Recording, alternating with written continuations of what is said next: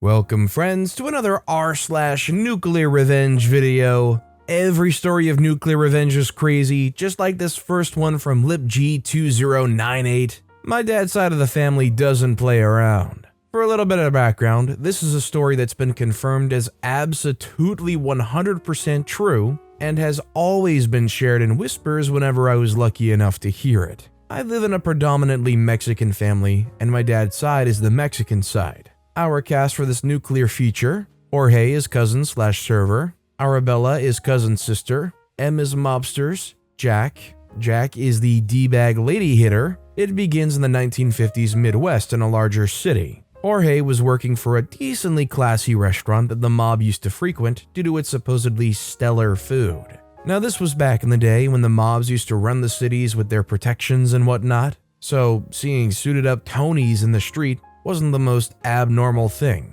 Every time the mob came in to eat, Jorge had them at a table in no time.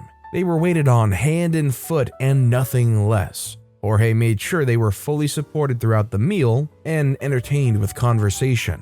Now, somewhere along these lines, the mobsters noticed how much Jorge was busting his balls and gave him a favor card with a number on it. They said if anything goes down and he needs help, he is to call the number on the card and tell them what's going on, and that the situation will get taken care of. In the meanwhile, Arabella had started dating Jack H, and everything was lovey-dovey at first. Short time later, Jorge started noticing Arabella getting more and more distant emotionally, and always coming with new bruises and marks and silly excuses for them. Jorge then starts questioning Arabella about what the situation is, and eventually Arabella breaks down and reveals Jack H is the one laying his hands on her so much. Jorge didn't like this. Jorge didn't like this at all. So when he was alright and riled up, all he had to do was make one phone call. He told them everything he knew. According to Jorge, Jack H was picked up in a van somewhere off the street, beaten halfway to death, and then left on the side of a highway a ways away from town. TLDR, don't mess with the sister of a guy who's trusted by the mob to serve them food. I mean, you just gotta tell me 1950s Midwest in a larger city, and I already believe you. If you were serving these guys and they gave you a card like that, would you ever actually consider using it? Or would that be the kind of thing you tuck away and just try to forget about? Let me know in the comments down below. By the way, if you enjoy these stories, make sure to hit those like and subscribe buttons down below so you never miss any of my daily videos. Our next story is from Anonymous Survivor. 5 years later, the nuclear revenge on an abusive predator is so sweet. Backstory, trigger warning: I was adopted as a child from South Korea into an American family, and was abused in many ways. I won't go into exact details here, but my background led me into the relationship this story is about. I didn't learn what a good and loving relationship should be like, and wasn't able to recognize being groomed as a late teen by a much older man. Enter jerk/predator psychotic narcissist, AP for short, not one of the family but came along after I left the abusive home. These happenings took place over the course of the following 15 years after I left the abusive home.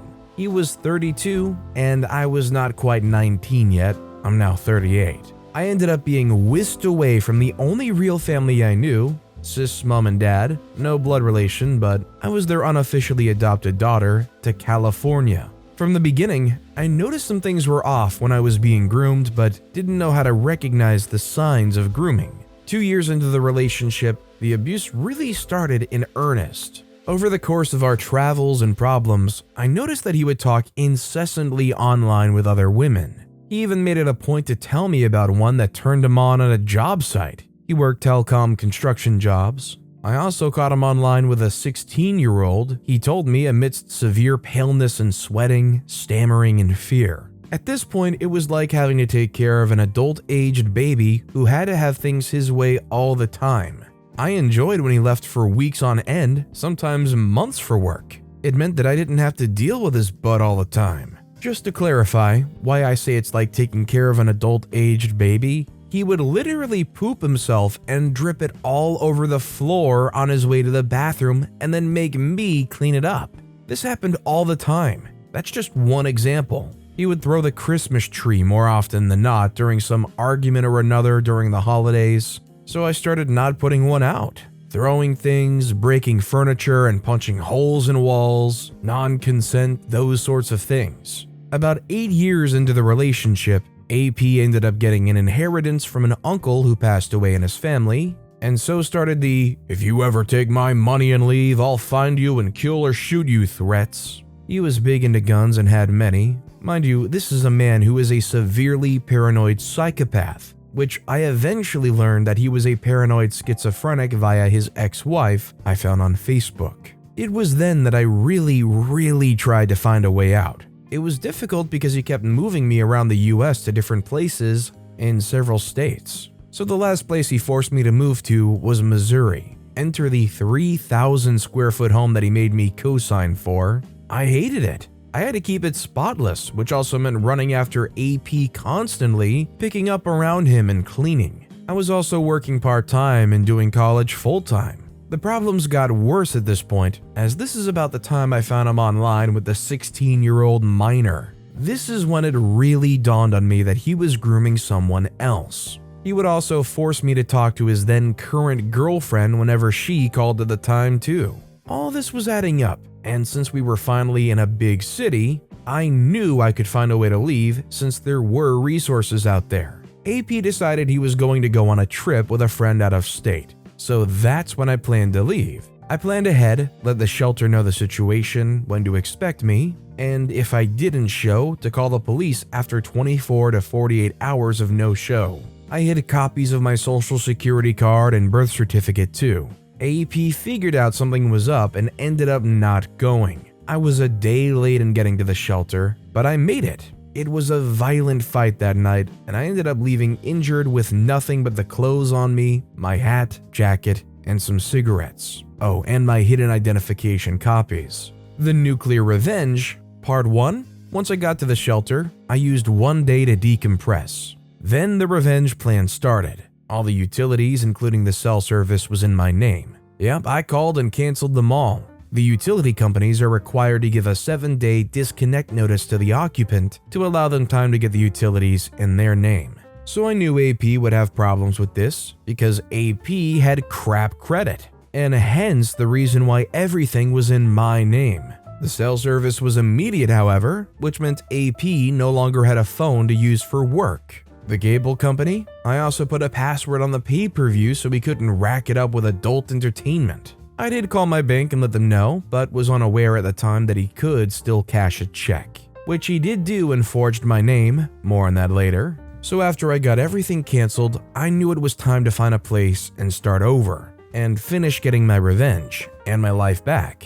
Luckily I had a friend, later husband, we'll call him H, in Ohio who offered me a place to stay. I used my last paycheck to grab a bus ticket and hightailed it out of there. Part 2. Once I arrived in Ohio and settled in, I started taking stock of my options. H is a retired law enforcement / military / doctor / martial arts practitioner. So much there that he's done, but it comes in handy later too in more ways than one. He helped me to figure out my options, letting me know our local laws and helping me in finding the right type of attorney to help me. He also helped me in documenting everything that AP decided to do once he figured out where I had gone. And AP did try. AP even sent someone to our home to threaten to kill us. AP tirelessly stalked, sent threatening emails, etc. Part 3, with documentation in hand and a 15-page typed statement, I called up a local Missouri attorney. We'll call him A1, who ended up being amazing,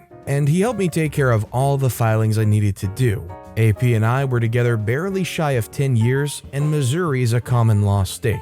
I had to go through a legal separation to sever everything we had in Missouri. A1 ended up getting me an excellent judgment against him, as well as a warrant for his arrest for that county. The documentation of his erratic, threatening behaviors still continued. Part 4, AP was so scared that he ran away. He ran back to California and ended up getting married.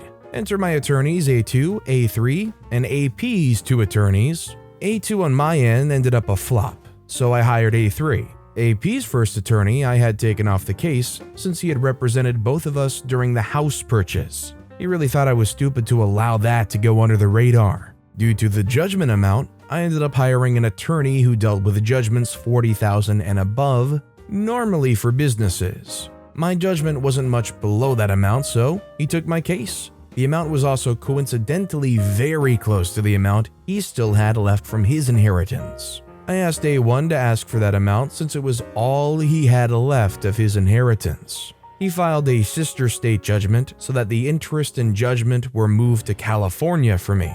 A3 got AP's second attorney to drop him since they were colleagues at one point. AP no longer had any legal representation and tried to represent himself from this point on. And boy, did AP make a fool of himself trying to represent himself. Part 5. Enter my private investigator, later on turned friend, that A1 recommended, PI for short. He enjoyed that chase because of the situation behind it. PI hates abusers like him. PI found him in California, and we ended up finding all of AP's personal address information, etc., because he was arrested for domestic violence on his pregnant wife. We were able to serve him during his court hearing on his wife's case via a bailiff. Oh, to have been a fly on the wall. Remember above I said that I'd found out that AP had forged my signature and cashed a check on my bank account? Yeah, I also had all the proof from that and had him out and out on check fraud and forgery as an ace in the hole if I ever needed it, which A3 was also provided as well. The last act, with all the proof in my hand, AP also knew I had him on check fraud and forgery should the need arise. The judgments and the warrants, a second warrant was about to be issued in California on him as well from me and A3, he finally offered to settle. In the end, I still got the same amount of my judgment plus court costs. He never realized that that was what I was aiming for. He always said if I ever took his money and left him, he would find me and kill or shoot me. I still got his money, and he never did do that. It took 5 years, but darn if I wasn't going to fight tooth and nail to nail this jerk for what he put me through. It was amazing being able to nail him with some sweet nuclear revenge for 10 years of grief. Between myself, H, and A3, he was so scared that he wouldn't even go into A3's office to hand over the payment for the settlement. He made someone else do it. H and I took his money, renovated our home, bought H a pickup truck, me a replacement Honda Pilot since AP stole mine before, some other miscellaneous things that AP would have hated, and finally got my Korean Sky Dragon tattoo sleeve done. The Sky Dragon was something that he always wanted done for him, but was too chicken poop to handle the pain. We made great use of that money. For a 6-foot, blonde-haired, 400-pound man, he became obsessed with food during the course of our relationship and added 200 pounds. He ended up being a whimpering, terrified crybaby. Not bad for an abuse survivor who put up with 10 years of abuse. Oh, and H and I have been together now for 9 years, married for 6.5 of them. All I can say is putting up with that for 10 years, OP deserved everything they got and probably more, and the guy got off easy being able to settle. And our final story of the day is by SLG407, bully me for 5 years? Enjoy being blind. So when I was in the first grade, some guy moved into my school, I'll call him P. P was a tall, thin guy. He liked to bully me verbally and would sometimes hit me. This revenge starts in the 5th grade. I've always had anger issues, so when I got angry, it was extreme. And sometimes it would take up to 5 teachers to hold me down. So after P did a particularly tick move on me, I snapped. But this time, it was different. I let the rage build up inside me, and when class ended, I waited for him to bully me a little bit more. After a while, he shoved me to the ground. I got up and looked at him with the most rage I've ever had, and I punched his face. But I missed and hit his eye so hard, his retina detached. He then proceeded to fall to the ground crying, and I got suspended for a week, but didn't get in too much trouble because the school considered it self-defense. His retina got damaged when the surgeon tried to reattach it. He's now blind in one eye. Well, I'm not going to say that this kid necessarily deserved to go and lose eyesight in one eye, but if that sure as heck isn't one learning lesson about being a bully, I don't know what would get through to them. I think the only thing I'd want to know from OP is if they continue to bully-like behavior or if they seem to clean up or stop messing with OP. I mean, all I know is if I was that kid and I lost my one eye, I'd probably stop messing with OP. I'd avoid them like the plague. But with that being said, that's all the time we have for today. So of all these stories I've read today, which is your favorite and why? Let me know in the comments down below. And if you haven't yet, if you could like and subscribe, that would mean a lot to me. Whatever you do, whether it's liking, subscribing, turning notifications on, all of it helps grow this channel and I appreciate the heck out of it. So until next time, I'll see you all tomorrow with some more stories.